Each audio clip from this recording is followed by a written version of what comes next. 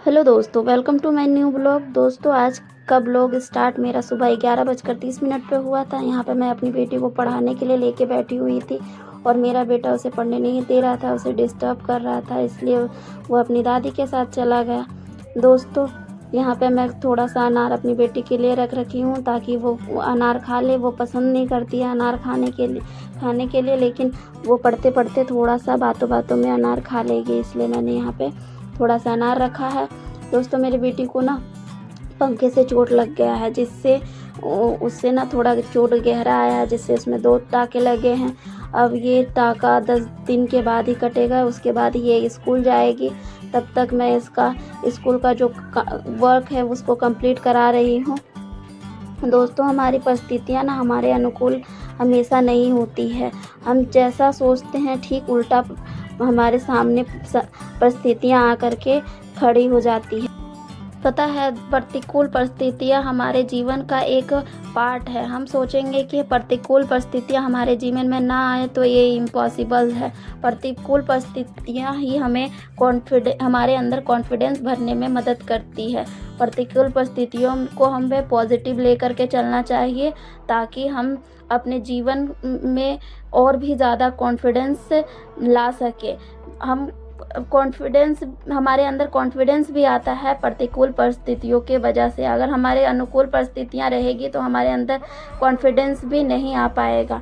अगर हम मेहनत कर रहे हैं और हमारे मन मुताबिक सब कुछ हो रहा है तो हम तो सोच रहे हैं सब कुछ हमें मिलता ही जा रहा है, लेकिन अगर परिस्थितियाँ बीच में प्रतिकूल आती है तो ज़िंदगी हमसे उससे लड़ना सिखाती है और हम लड़ते लड़ते हमारे अंदर और भी ज़्यादा कॉन्फिडेंस आ जाता है। यहाँ पे मैं पॉलिटी का क्लास कर रही हूँ।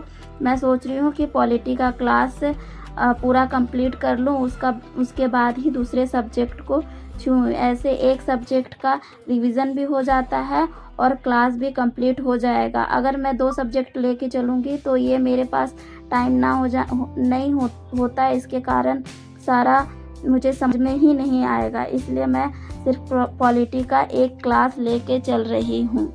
अगर आप भी मेरी तरह बीपीएससी की तैयारी कर रहे हैं तो आप मुझे बताइएगा कि आप अपना सिलेबस कैसे कंप्लीट कर रहे हैं।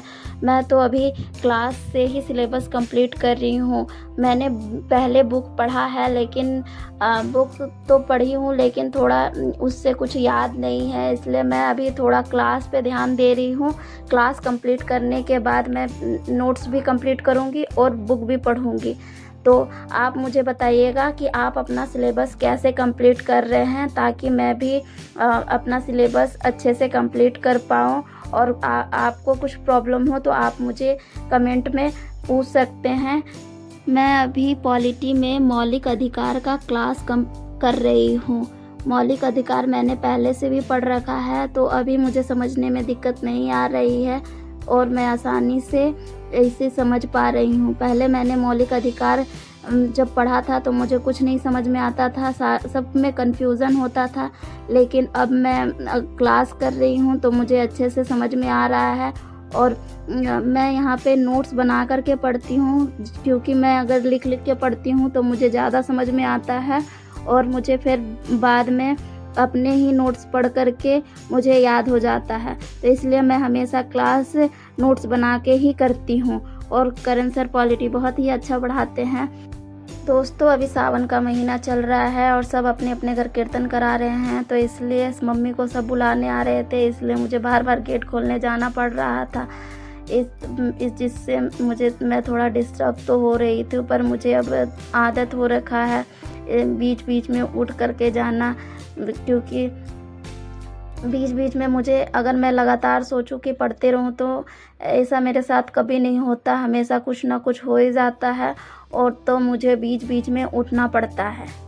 हम हाउस वाइफ हैं और हमें अगर अपने जीवन में कुछ भी मुकाम हासिल करना है तो हमें अपनी जिम्मेवारियों के साथ लेकर के चलना पड़ेगा। अगर हम सोचेंगे कि हम अपने जिम्मेवारियों के बगैर अपने मुकाम तक पहुँचे तो ये हमारे लिए पॉसिबल नहीं हो पाएगा।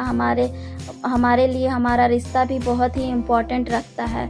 तो दोस्तों, मैंने शाम के 6:30 बजे तक पढ़ाई की, उसके बाद मैं खाना बनाने के लिए लग गई थी और मैं यहाँ पर अब करेला काट करके धो रही थी और मेरी बेटी मुझसे पूछ रही थी मम्मा आज करेला बनेगा। तो फिर अब मैं अपना खाना बनाने में लग गई हूँ और मैंने बनाया करेले का सब्जी, सूखी सब्जी बनाई हूँ दाल चावल के साथ। मैं दाल चावल बना रखी हूँ पर मैंने दिखाया नहीं है। तो दोस्तों मिलते हैं नेक्स्ट वीडियो में, तब तक के लिए आप भी पढ़ते रहिए और मस्त रहिए। तब तक के लिए बाय और मेरे चैनल को सब्सक्राइब करना ना भूले। Thank you.